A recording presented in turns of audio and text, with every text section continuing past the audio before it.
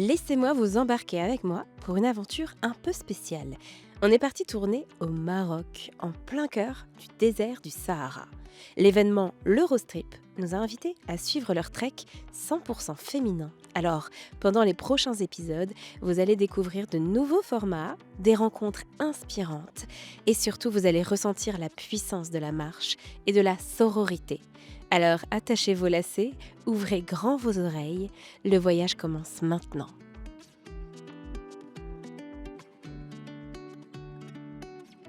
Alors aujourd'hui c'est un épisode un peu différent parce qu'on a posé nos micros dans le désert du Sahara.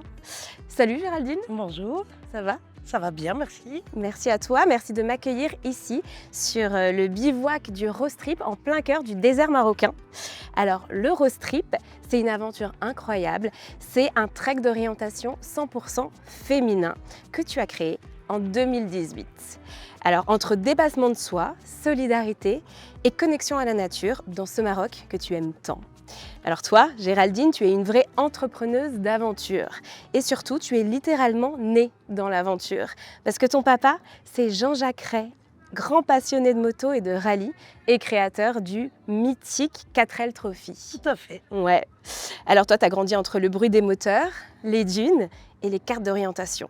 C'est donc tout naturellement que tu rejoins l'entreprise familiale fondée par ton père, Desert Tour, qui est un tour opérateur un petit peu à part, qui s'occupe de voyages aux quatre coins du monde.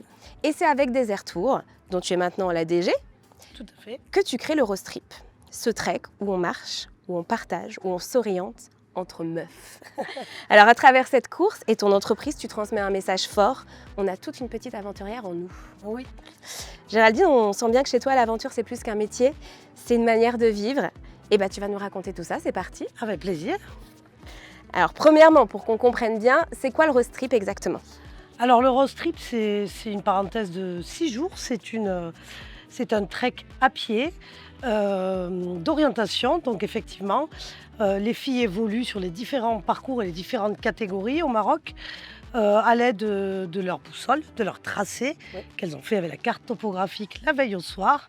Et elles doivent trouver les balises qui sont disséminées dans le désert. C'est ça, et il n'y a pas de GPS, que à Pas la de boussole. GPS, exactement. C'est extraordinaire. Et comment ça t'est venu l'idée d'un trek qui soit 100% féminin ? Alors on a toujours organisé des événements et j'aurais organisé pendant 25 ans un événement 100% féminin, mais toujours motorisé. Et moi aussi je suis assez passionnée étant native du Pays Basque, je fais beaucoup de rando depuis très longtemps. Donc j'avais envie de proposer un petit peu ce type d'aventure parce que vraiment il y a une énergie féminine. Ça devient un peu communauté, mais Oui. j'avais envie de le proposer différemment, à pied, euh, avec plus de temps, de silence. Voilà, donc c'était vraiment en fait de transposer ce qu'on avait en motorisé, mais à pied. Ouais, avec le trophée Rose des Sables que tu Tout avais à fait. créé aussi, mais Tout qui à là fait. était en voiture, c'est ça ? Voilà, Ouais. auto, moto, Et femme. quad, femme, pendant 25 ans. Oui, c'est ça. Et là, on se retrouve tout ensemble encore pour marcher Exactement. cette fois. Et pourquoi c'est important pour toi d'associer justement l'Eurostrip avec des associations solidaires ? Alors depuis toujours, depuis la création de Desert Tour, il y a maintenant 40 ans, on a toujours eu des voyages en essayant d'allier l'utile à l'agréable. Et on a trouvé toujours tout naturel. On a commencé par faire un Biarritz-Dakar où on avait monté des salles d'accouchement dans les années 88. Donc effectivement, pour nous, c'est naturel. Quand on va dans un pays, alors on ne fait pas d'humanitaire, hein, on travaille avec des associations locales, des ONG locales, avec Enfants du désert sur le Maroc particulièrement. Et donc, on définit les besoins et puis on met tout le monde un peu à contribution. Et ça permet aussi, parce qu'on est tout un peu solidaires, mais c'est souvent difficile, de choisir une cause, à part donner des dons par téléphone, etc. Donc là, on leur propose effectivement de choisir la cause qui leur résonne le mieux et de les soutenir en marchant. Nous, on soutient aussi ces associations à travers des dons, mais les roses ont le choix à travers leur budget, que souvent elles vont chercher par des billets de sponsoring, une activité de financement, mais de prévoir un petit budget supplémentaire pour les remettre soit à Ruban Rose, soit à Jeunes et Rose, soit à Enfants du désert. Ouais, c'est ça. Et il y a Surfrider aussi. Et également Surfrider qui nous suit depuis le début avec la collecte des déchets et aussi qu'on soutient financièrement. Alors là, on travaille avec Surfrider Foundation Maroc qui sont sur la préservation des océans sur leur littoral. Sur leur côte, trop bien. Toi, tu as grandi dans l'univers des rallyes, Oui. justement, et tu as un attachement tout particulier pour le Maroc, que tu connais bien. Qu'est-ce que tu aimes tant dans ce pays? Alors le Maroc, effectivement, moi j'ai commencé à venir, j'avais 11-12 ans. J'en ai quand même 51 aujourd'hui, donc voilà. C'est vraiment, déjà toute la partie paysage est incroyable, la variété de la montagne au désert, à la côte, les villes impériales. Donc ils ont vraiment un pays qui est magnifique. Et puis l'hospitalité légendaire, vraiment un accueil par les Marocains qui sont extraordinaires. Ils ont vraiment le cœur sur la main. C'est vrai. Oui. Oui. Et ben, on le voit bien. Et puis aussi la distance de l'Europe Oui, qui nous permet d'organiser des choses où on peut facilement venir. c'est ça. On est à allez, 2 4 heures heures d'avion. si on compte le bus, mais on Ouais. est assez proche de l'Europe. Oui, Ouais. tout à fait. Donc c'est quand même une sacrée machine, l'Eurostrip. On est là sur le bivouac, on voit, il y a des centaines de participantes. Le bivouac est gigantesque, il faut nourrir tous ces gens, il y a une équipe médicale, c'est hyper impressionnant. Comment on organise et combien de temps ça prend surtout d'organiser une aventure pareille? Alors c'est un travail. Alors c'est vrai que la chance que nous avons, avec 40 ans d'expérience et 30 ans d'événements assez gros comme le 4L Trophy, nous ont permis d'acquérir une certaine expérience. C'est un travail, beaucoup de réflexion, de minutie, de détails. Oui, ça se prépare, on va dire, tout au long d'une année. Déjà parce qu'on accompagne les trekkeuses avec des conseillères aventure. On les prépare psychologiquement, physiquement. En amont? Tout à fait. Ouais. D'être aussi sur la ligne de départ, à trouver des budgets, etc. Et puis nous, la partie prod, c'est toutes les réservations, les autorisations, les avions, le catering. Alors on essaye vraiment, pour nous, c'est important de faire travailler l'économie locale. On essaye de travailler qu'avec des gens du coin et de ne pas faire venir des prestataires étrangers ou européens. Donc on travaille en confiance avec nos prestataires depuis de longues années qui s'occupent de toute la partie couchage, nourriture, catering, etc. Sécurité même, Sécurité, oui, parce que ils nous prennent soin de avons, nous. voilà, on a des autorités ministérielles qui nous accompagnent et qui sont toutes avec nous toute la semaine sur le bivouac. C'est ça, tu es en vraie discussion et conversation avec les Marocains Tout à fait. et l'équipe même de la ville peut-être qui nous accompagne, quoi. Oui, la ville de Merzouga, le wali de Air Hachidia, que j'ai été reçu au mois de septembre avec toutes les autorités en grande pompe. Wow. Ils sont très, ils ont à cœur de bien nous accompagner, ils sont très disponibles et de faire des événements en toute sécurité. Mais c'est magnifique. Donc ici, on est sur une course d'orientation. C'est quoi pour toi ta boussole intérieure? Ma boussole intérieure, c'est une bonne question. En tout cas, ce qui m'anime, c'est de faire vivre l'aventure au plus grand nombre, parce qu'on est toutes aventurières. Alors ça, t'en es persuadée, on a toute une aventurière en nous, quoi. Oui, oui. Après, ce sont des freins, la peur, le manque de temps. Enfin, on va s'imaginer 200 000 freins. Mais dès qu'on nous pousse un petit peu de nos limites et de la zone de confort, on grandit, on acquit des choses, on prend confiance en soi.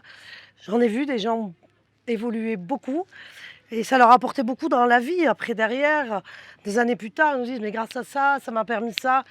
Bon, on a tout vu, des changements de métier, des divorces, etc., etc.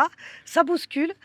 Donc, moi, ce que j'aime bien, en tout cas, ma boussole, c'est que la Rose, quand elle repart d'ici, voilà, c'était pas une balade, un petit voyage qu'on s'est payé.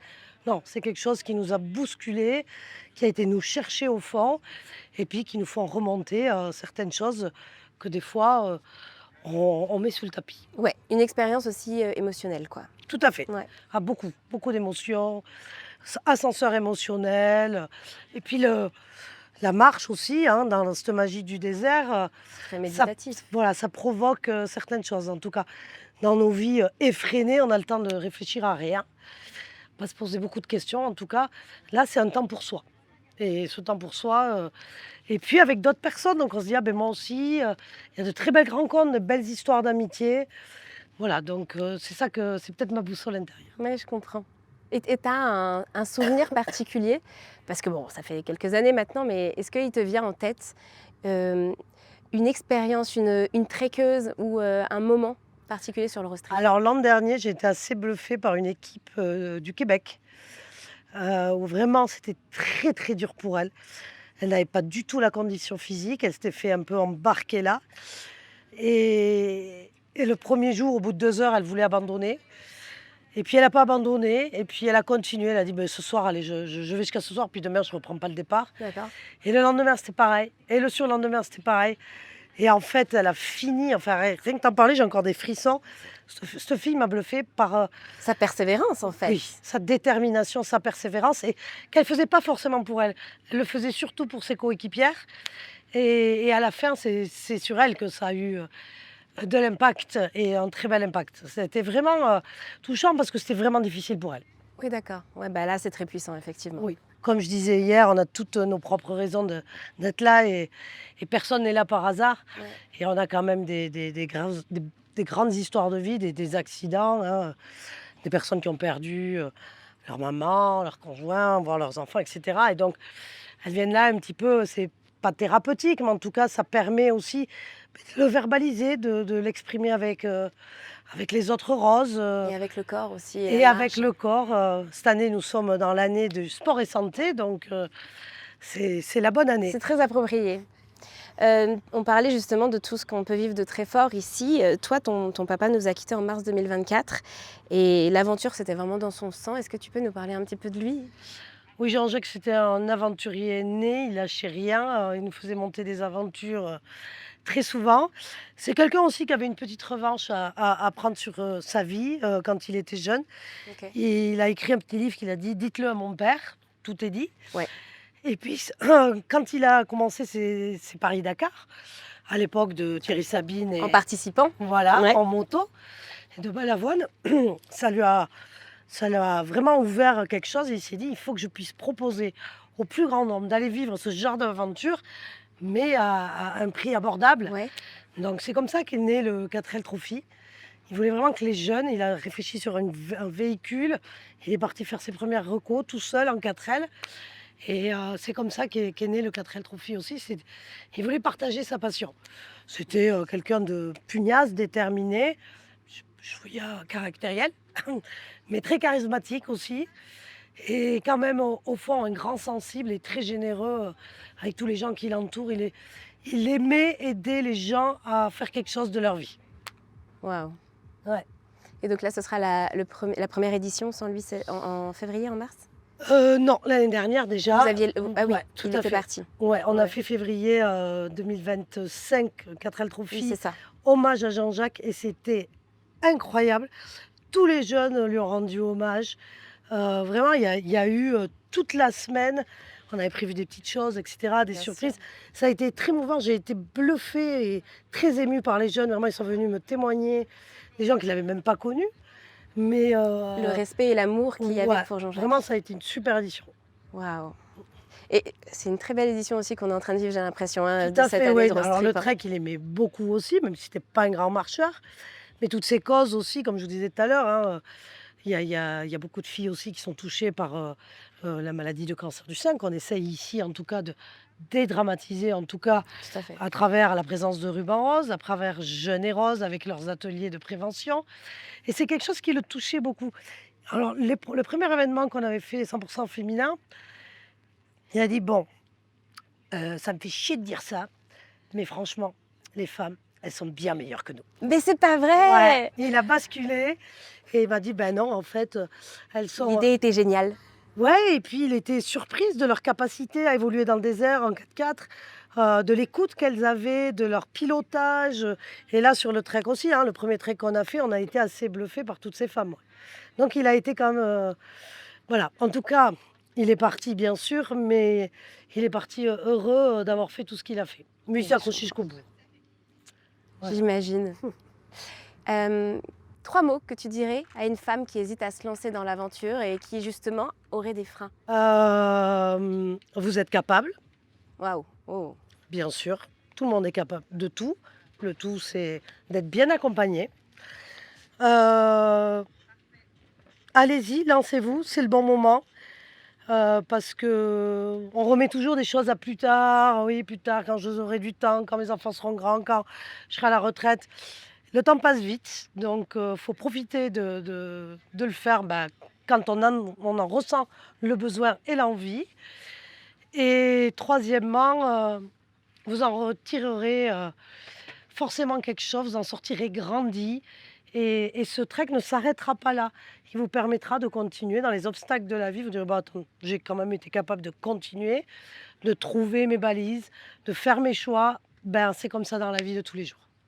C'est magnifique. Merci, mais c'est la vérité. Ouais, c'est bien. Je vais terminer avec une question, maintenant que tu as fait des rallyes, que tu as fait des treks, comment tu imagines l'avenir? Je sais que tu aimes beaucoup le yoga. Oui, c'est une passion chez moi depuis 25 ans. Ah ouais! Oui et je ne sais pas parce que j'ai beaucoup d'idées, hein, mon équipe, J'imagine. vous le diront. Oui, pourquoi pas, d'organiser des retraites de yoga, mais bon, il y en a aussi beaucoup. Je sais pas à l'instant T, je ne sais pas trop quoi te dire, mais Tu resteras toujours une baroudeuse. oui, j'aime beaucoup Hein. l'aventure. Je suis partie à mes enfants depuis qu'ils sont nés, on part un mois. Mon grand regret, c'est un tour du monde. Ah waouh, c'est Ouais. encore possible? Avec les enfants, là, ça va être compliqué là. Ils sont Ouais, grands, c'est ouais. ça. Mais non, on a des beaux projets, toujours dans le thème de l'aventure Et de la famille. et de la famille. Donc on a aussi des nouveaux projets qui vont voir le jour d'ici, 2 ans. Et puis après, à titre perso, je crois voyager. Ouais, ça te Voyager, va bien. vivre, le moment présent. Mmh. Peut-être la retraite, rien C'est faire vrai? peut-être. Être sur ton canapé, tu pourrais? Oui, je peux mais pas longtemps. Ouais, voilà, faut Pas pas que ça longtemps. dure trop. Merci beaucoup Géraldine Merci d'avoir pris le beaucoup. temps de nous recevoir ici. Non, c'est un grand plaisir en tout cas de pouvoir faire, découvrir tout ça et puis, que vous puissiez relater toutes les histoires de ces femmes qui sont incroyables parce que c'est elles, c'est Oui, surtout c'est elles elles les qui font héroïnes. ouais, puis c'est elles qui donnent le ton de l'aventure, qui Mmh. font l'aventure. Nous, on est juste là pour les accompagner. Bravo pour cet accompagnement et elles sont très très inspirantes, c'est clair. Merci Donc encore. longue vie au Rostrip. Hein. Merci, c'est très gentil et merci d'être là. À bientôt, ciao. À très vite. Voilà, c'est la fin de cet épisode. J'espère que vous avez apprécié cette conversation et que ça vous donnera envie de mettre plus de mouvement dans votre vie. N'hésitez pas à vous abonner et à laisser un avis sur le podcast, ça nous aide beaucoup. Et je vous donne rendez-vous la semaine prochaine pour un nouvel épisode. Et en attendant, je vous souhaite une semaine mouvementée.